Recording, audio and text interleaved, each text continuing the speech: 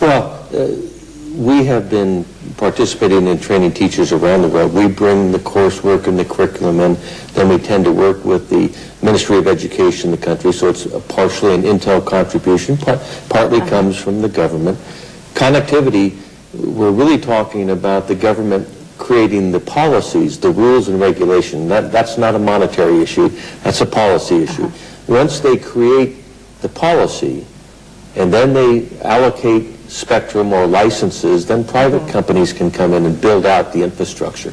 We're willing to invest in that sort of activity, but typically that doesn't have to be a government expense, but the government has to set the rules and regulations. And how do you evaluate, I mean, so far the government in implementing the rules and regulation in regarding to the ICT and also the education? I think that the government has a very proactive agenda, but there are some decisions need to be made, especially in the communications sector. I think they're relatively close to making those decisions, and I encourage... Relatively close. Well, that's political talk, you know. Okay.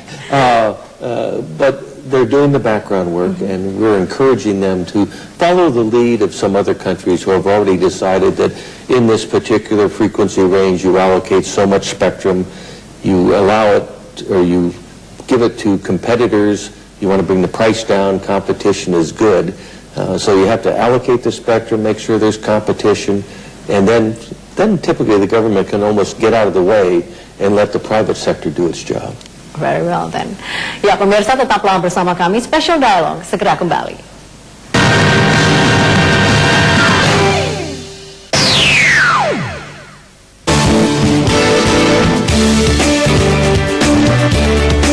Intel World Ahead Program merupakan program Intel Corporation sejak tahun 2005.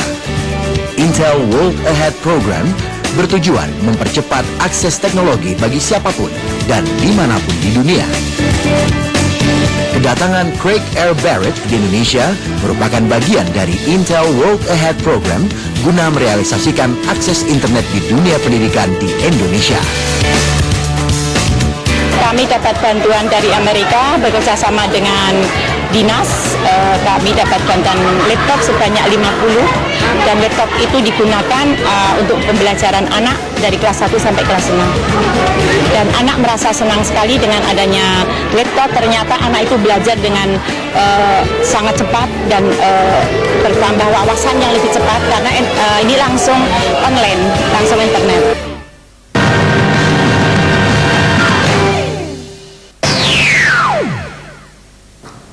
Pemirsa, Anda masih menyaksikan Special Dialogue dengan topik program Intel World Ahead untuk pendidikan di Indonesia. Masih bersama Chairman Intel, Craig Barrett.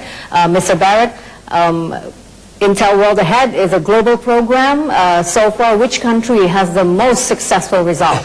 Well, many countries have made a lot of progress in the program. The program really has 4 parts. One is the availability of computers, especially in classrooms for students. The second is the connectivity to the internet, the fact that all schools are connected to the internet, or all classrooms. The third part is content, because you want content which is suitable to the local language, the local culture, the local society. And then the fourth part is you need teachers who are educated to use the technology in the classroom.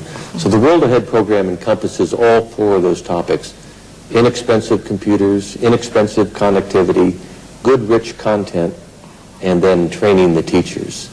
And there are countries around the world who are participating in this program. A country like South Korea, for example, has basically trained all of its teachers according to this. They have broadband connections to all of their schools. They have good content.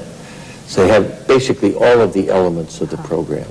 So you're saying that South Korea is an example of a very successful country in implementing. Very positive example, yes. But South Korea and Indonesia is very different.